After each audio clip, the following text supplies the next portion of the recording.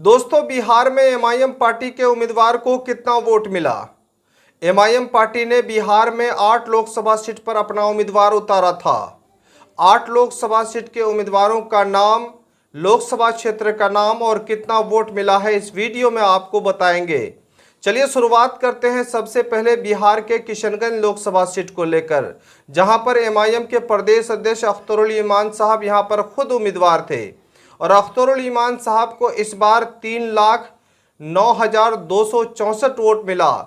यानी इतना वोट मिलने के बावजूद भी वो तीसरे स्थान पर रहे। एमआईएम की जीत लोग बड़ी उम्मीद के साथ देख रहे थे, लेकिन यहाँ के लोगों ने एक तरफा वोट कांग्रेस को दिया, जिस वजह से एमआईएम के प्रत्याशी अख्तरुल ईमान साहब का हार हुआ और अख्तरुल ईमान साहब को 3,09,264 वोट मिले। अब बात करेंगे दोस्तों गोपालगंज लोकसभा का, जहां पर दीनानाथ मांझी एमआईएम के उम्मीदवार थे। दीनानाथ मांझी को कितना वोट मिला है ये आपको बता रहे हैं, लेकिन उससे पहले हम एक नज़र गोपालगंज लोकसभा की बात करें।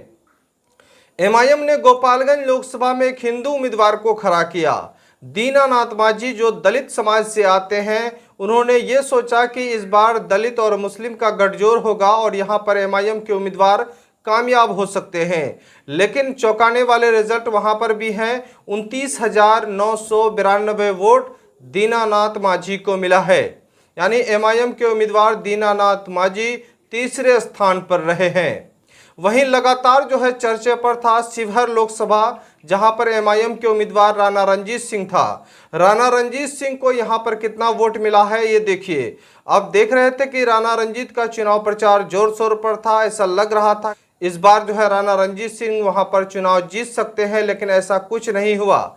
मुकाबला वहां पर जेडीयू वर्सेस आरजेडी का रहा, लेकिन इसी कड़ी में शिवहर लोकसभा से एमआईएम के उम्मीदवार राणा रणजीत को 11,989 वोट मात्र मिले।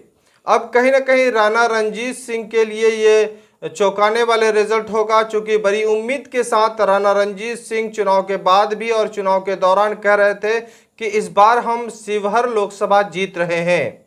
चलिए आगे बढ़ते हैं दोस्तों काराकाट लोकसभा सीट। काराकाट लोकसभा सीट पर जहां पर भोजपुरी सुपरस्टार पवन सिंह, उपेंद्र कुशवाहा और रामचरण सिंह यानी यहां पर मुकाबला था। और वहीं काराकाट लोकसभा सीट से एमआईएम के उम्मीदवार प्रियंका चौधरी, यहां पर एमआईएम के उम्मीदवार हिंदू महिला उम्मीदवार जो है प्रियंका चौधरी थी और लगातार उनका चुनाव प्रचार रहा। राष्ट्रीय अध्यक्ष, प्रदेश अध्यक्ष वहां पहुंचकर चुनावी सभा को किए थे, लेकिन कुल मिलाकर इनका वोट 11,006 वोट मात्र ला पाए। यानी काराकाट लोकसभा से मात्र 11,006 वोट इसको मिले, एमआईएम के उम्मीदवार को मिला। बिहार के महाराजगंज लोकसभा सीट की बात करें, जहां पर एमआईएम के उम्मीदवार अखिलेश्वर प्रसाद सिंह थे। एमआईएम के उम्मीदवार अखिलेश प्रसाद सिंह जो हिंदू उम्मीदवार थे, लेकिन उनको मात्र वोट 7,767 वोट मिले। मधुबनी लोकसभा से एमआईएम के उम्मीदवार वकार सिद्दीकी था और वकार सिद्दीकी को 4498 वोट मात्र मिले। उसके बाद बात करेंगे दोस्तों मुजफ्फरपुर लोकसभा सीट से, जहां पर एमआईएम के उम्मीदवार मोहम्मद अंजारुल हक था और उसको मात्र जो है 4131 वोट मिले। पाटलिपुत्र लोकसभा सीट जो पटना लोकसभा सीट हॉट था और वहां पर भी एमआईएम के उम्मीदवार फारूक रेजा को 4,023 वोट मिले, यानी 4,023 मात्र वोट मिले।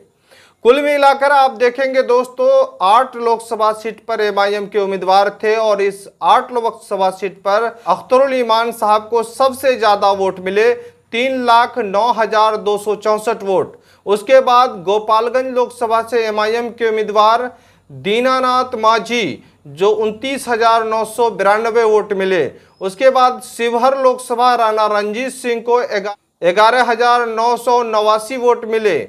उसके बाद काराकाट लोकसभा सीट से प्रियंका चौधरी को 11,006 वोट मिले। महाराजगंज लोकसभा से एमआईएम के उम्मीदवार अखिलेश्वर प्रसाद को 7,767 वोट मिले। मधुबनी लोकसभा से एमआईएम के उम्मीदवार वकार सिद्दीकी को 4498 वोट मिले। मुजफ्फरपुर से एमआईएम के उम्मीदवार मोहम्मद अंजारुल हक को 4131 वोट मिले। पाटलिपुत्रा लोकसभा से 4023 वोट मिले। मात्र जो है आपको बता रहे हैं कि कई उम्मीदवार जो है उनका जमानत तक नहीं बचा पाए। तो अब लोकसभा चुनाव समाप्त हो चुका है, लेकिन चर्चा का माहौल गर्म है कि अख्तरुल ईमान साहब कैसे हारे।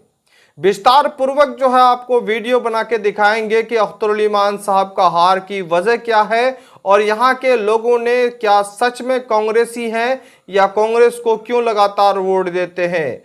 पूरा वीडियो और स्टोरी देखने के लिए हमारे द मैसेज न्यूज़ में आप नए हैं तो चैनल को सब्सक्राइब कर लीजिएगा ताकि हर अपडेट आपको सही समय पर मिले। चले दोस्तों, आज बस इतना ही तक, दीजिए इजाजत, फिर मिलेंगे टॉप खबरों के साथ।